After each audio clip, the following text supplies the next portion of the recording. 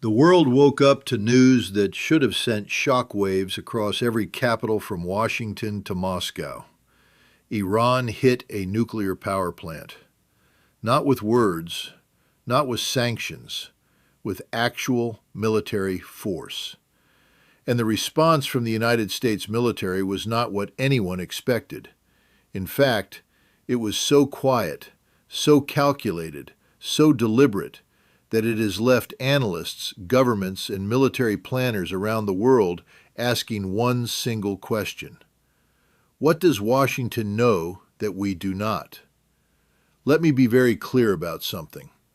When a nuclear facility is struck, the world does not stay silent. There are emergency meetings. There are red lines declared. There are threats of retaliation. There are mobilizations. But this time, none of that happened. The Pentagon issued a brief statement. The White House called for restraint. And then, silence. That silence is not weakness. It is strategy. And that strategy is far more dangerous than any loud declaration of war. To understand what is happening right now, we need to go back. We need to understand the chessboard. We need to understand Iran. We need to understand what a nuclear power plant means in the context of modern warfare. And we need to understand why the United States, the most powerful military on the planet, chose not to respond with fury, but with cold calculation. Iran is not a reckless actor. That is the first thing people need to understand. The Islamic Republic has survived decades of pressure, sanctions, sabotage, and military threats. It has done so not because it is irrational, but because it is highly rational. Every move Iran makes is calculated. Every strike, every missile test, every regional maneuver is part of a larger strategic picture. So when Iran hits a nuclear power plant, it is not an accident. It is not a mistake. It is a message. But whose nuclear power plant was it? That is the question everyone is asking. Was it inside Iran itself? Was it a sabotage operation that Iran is now retaliating for? Was it a facility in a neighboring country? Was it linked to Israel? Was it part of the covert war that has been raging in the shadows for years? The details are murky, but the implications are crystal clear. Iran has crossed a threshold, and the United States has chosen not to cross back. Let us talk about what a nuclear power plant represents. It is not just an energy source. It is a symbol of sovereignty. It is a symbol of technological progress. It is a symbol of national pride. But more importantly, in the Middle East, it is a symbol of power. Nuclear facilities are protected by layers of security. They are monitored by international agencies. They are watched by satellites. To strike one is to send a message that says, we can reach you. We can hit what you thought was untouchable. We are not afraid.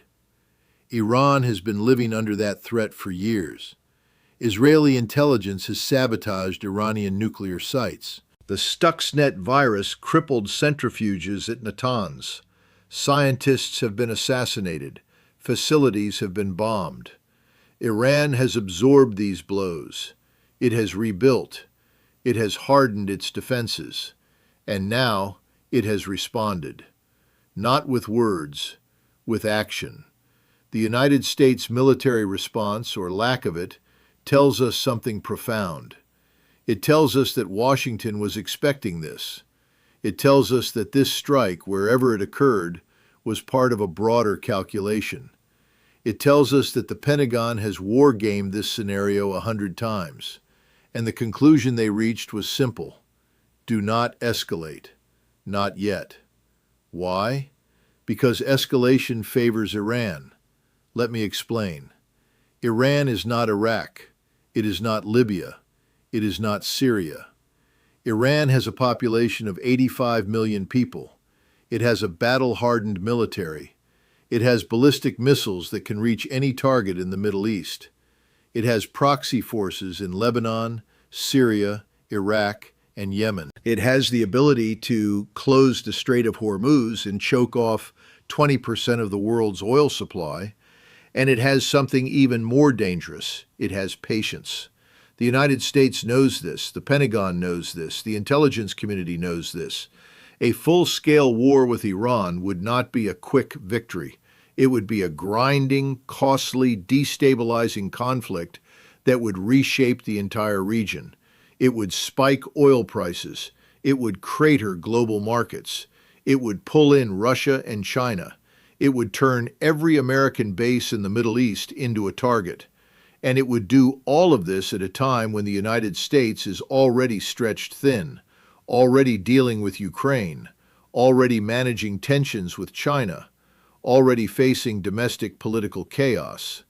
So the response was not silence out of weakness. It was silence out of strength. It was the kind of strength that comes from knowing your limits. It was the kind of strength that comes from understanding that not every provocation requires a military response. It was the kind of strength that comes from playing the long game. But make no mistake, the long game is still a game of power. And power is never static. It shifts. It moves. It flows from one side to the other based on perception, based on will, based on who blinks first. Right now, the world is watching, and the world is asking, did the United States just blink? Iran does not think so. Iran thinks it just changed the rules. For years, the narrative has been that Iran is the aggressor, that Iran is the threat, that Iran must be contained. But now Iran has flipped that script. It has struck a nuclear facility, and the United States did not retaliate. That creates a new reality. That creates a new precedent. That creates a new psychology in the region. Let us talk about the psychological dimension. In geopolitics, perception is reality. If the region believes that the United States is unwilling or unable to respond to a direct strike on a nuclear facility, then every calculation changes. Allies start to doubt. Adversaries start to probe. Proxies start to act. The deterrence that the United States has built over decades begins to erode, not overnight, but slowly, like water wearing down stone. Israel is watching. Saudi Arabia is watching. The UAE is watching. They are asking themselves a very simple question. If the United States will not respond to this, what will it respond to? And if it will not respond, then who will protect us? That question is already reshaping alliances. It is already pushing countries toward independent security arrangements. It is already forcing the Gulf states to hedge their bets, to talk to Tehran, to look for deals, to find ways to coexist with a regional power that is not going anywhere. But there is another layer to this. The United States military response may have been muted publicly, but that does not mean there is no response. In fact, the most effective responses are often the ones you do not see. Covert operations, cyber warfare, economic pressure, intelligence sharing, sabotage. The United States has an entire toolkit that operates below the threshold of open war, and you can be certain that toolkit is being deployed right now. What we are witnessing is not inaction, it is strategic patience. It is the recognition that in modern warfare, the loudest response is not always the most effective response. Sometimes, the most effective response is the one that happens in the shadows, the one that dismantles supply chains, the one that disrupts financial networks, the one that isolates decision makers, the one that turns allies into adversaries, the one that creates internal pressure so intense that the enemy collapses from within. Iran knows this game too. Iran has been playing it for 40 years. But here is the difference. Iran is playing offense. The United States is playing defense. And in geopolitics, defense is always harder than offense. The defender has to be right every time. The attacker only has to be right once. So what happens next? That is the question everyone is asking. Does Iran press its advantage? Does it strike again? Does it escalate further? Or does it sit back and let the world absorb the message it just sent? My assessment is that Iran will wait. It will watch. It will measure the response.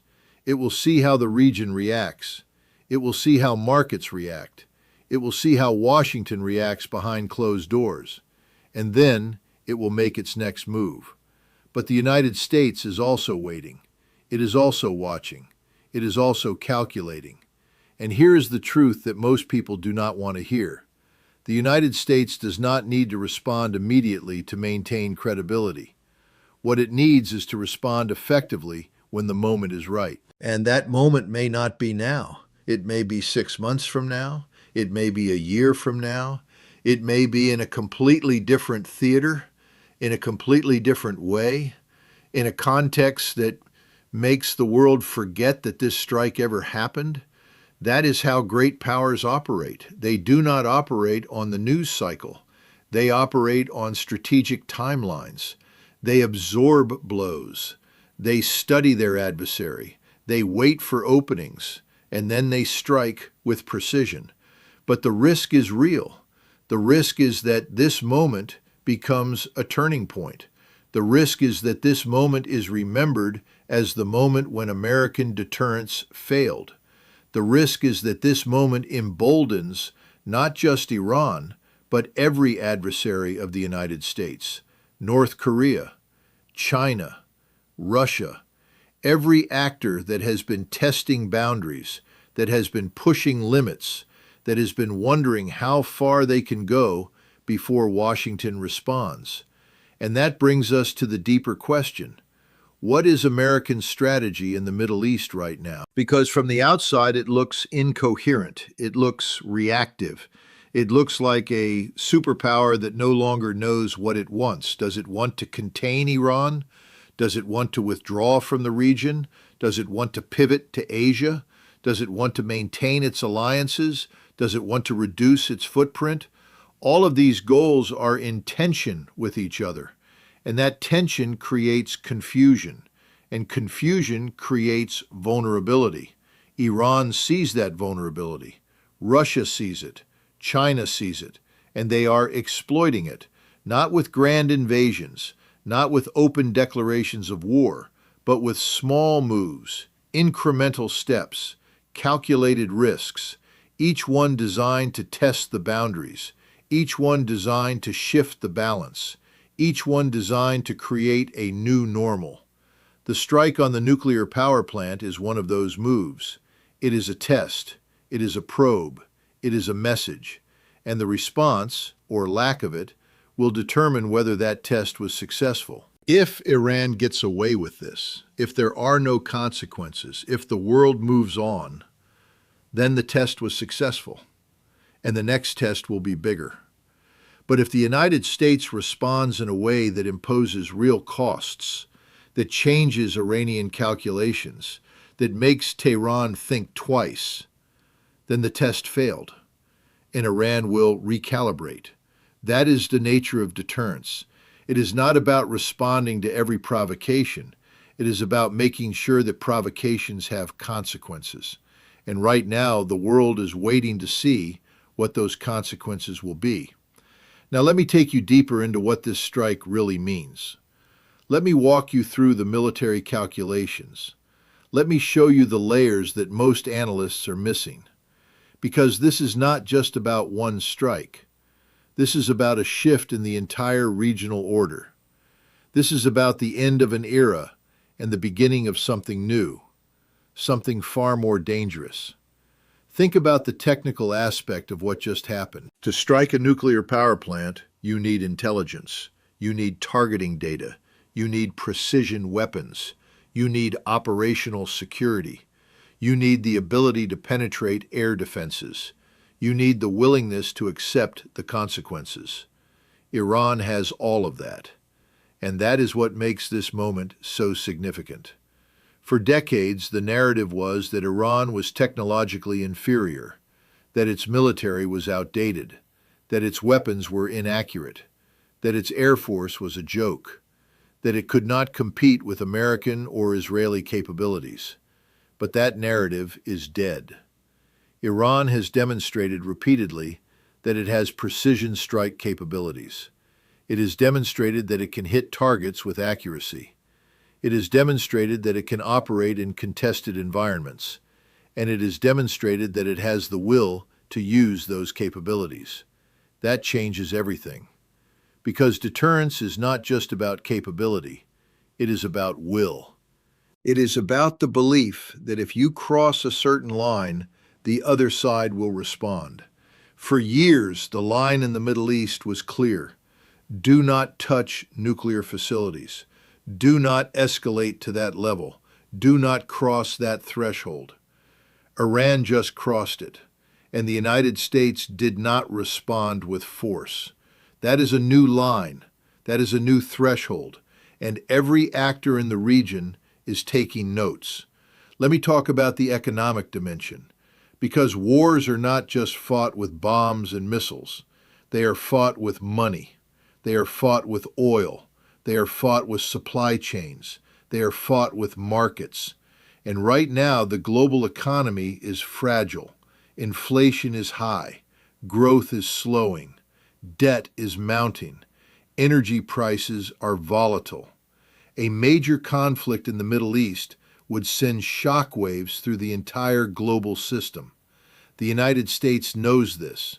Europe knows this. China knows this. And Iran knows this. That is why Iran has leverage.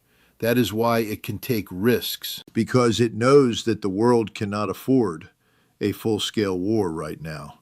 It knows that closing the Strait of Hormuz would spike oil prices to levels that would crash economies. It knows that disrupting shipping lanes would cripple supply chains. It knows that a regional war would force every major power to choose sides. And it knows that those choices would reshape the global order. So Iran is playing a dangerous game, but it is a rational game. It is a game based on cold calculation. It is a game based on the understanding that the United States is constrained, not militarily, but politically, economically, strategically. The United States has the power to destroy Iran, but it does not have the will. And in the absence of will, power is meaningless. Now let me address the elephant in the room, Israel. Because Israel is not going to sit quietly while Iran demonstrates its ability to strike nuclear facilities. Israel has built its entire security doctrine on preventing exactly this scenario. It has carried out covert operations. It has assassinated scientists. It has bombed facilities. It has used cyber weapons, all to prevent Iran from reaching the point where it could strike with impunity. But now, that point has been reached, and Israel is facing a choice. Does it escalate? Does it strike back? Does it launch a major operation to degrade Iranian capabilities? Or does it accept the new reality? That is the debate happening in Tel Aviv right now. That is the debate happening in the Israeli security establishment. And the outcome of that debate will determine the next phase of this crisis. If Israel strikes, it will pull the United States into the conflict, because Israeli operations in the region are enabled by American intelligence, American weapons, American diplomatic cover. The United States cannot sit on the sidelines if Israel goes to war with Iran. It will be dragged in. And that is exactly what Iran is counting on. Iran wants to force the United States into a position where it has to choose: support Israel and risk a regional war, or restrain Israel and risk losing its most important ally in the Middle East. That is the trap. That is the dilemma. That is the strategic bind that Washington is in right now, and there is no easy way out. Every option has costs. Every choice has consequences, and every decision will be criticized. That is the nature of great power politics. You do not get to choose between good options, and bad options. You get to choose between bad options and worse options. So what is the least bad option? In my assessment, it is to avoid open conflict while imposing costs through other means: economic warfare, cyber operations, covert action, intelligence sharing with allies, building coalitions, isolating Iran diplomatically, degrading its capabilities without triggering a full-scale war. That is the path the United States is on. That is the strategy, and it is a strategy that requires patience, coordination, and precision. But here is the problem. Strategies like that take time. They take years. And in the meantime, Iran is acting. Iran is moving. Iran is changing facts on the ground. And every day that passes without a visible American response, the perception of American power weakens, not in Washington, but in the region. And perception is what matters. Let me tell you what the people in the Middle East are thinking right now. They are thinking that America is tired. They are thinking that America is distracted. They are thinking that America is in decline. They are thinking that the era of American dominance is over, and they are making decisions based on that belief. They are reaching out to Beijing. They are talking to Moscow. They are hedging their bets. They are preparing for a world where Washington is no longer the dominant power. That is the real danger, not the strike itself, but what the strike represents. It represents a shift in confidence. It represents a shift in momentum. It represents a shift in the balance of power. And once that shift begins, it is very hard to reverse because it feeds on itself. Every act of restraint is interpreted as weakness. Every call for diplomacy is interpreted as fear. Every hesitation is interpreted as decline. And adversaries exploit that. They push further. They test more. They take bigger risks until one day they miscalculate. They cross a line that cannot be uncrossed. And then the war that everyone was trying to avoid becomes inevitable. That is how great power conflicts begin, not with grand declarations, but with small steps, incremental escalations, tests that go too far, until suddenly there is no way back. Are we at that point now? I do not think so. Not yet. But we are closer than most people realize. We are closer than most people are comfortable admitting. And the decisions made in the next few weeks will determine whether we step back from the brink or slide towards something far more catastrophic. The United States has options. It has tools. It has capabilities. But what it needs most is clarity. Clarity about what it wants. Clarity about what it is willing to fight for. Clarity about what lines it will defend. Because right now, that clarity is missing. And in the absence of clarity, adversaries will fill the void. They will define the terms. They will set the pace. They will shape the narrative. Iran just took a major step. It struck a nuclear facility. And the world is watching to see how the United States responds, not just with words, not just with statements, but with actions, with consequences, with a clear signal that some lines cannot be crossed without a price. If that signal is sent, deterrence holds.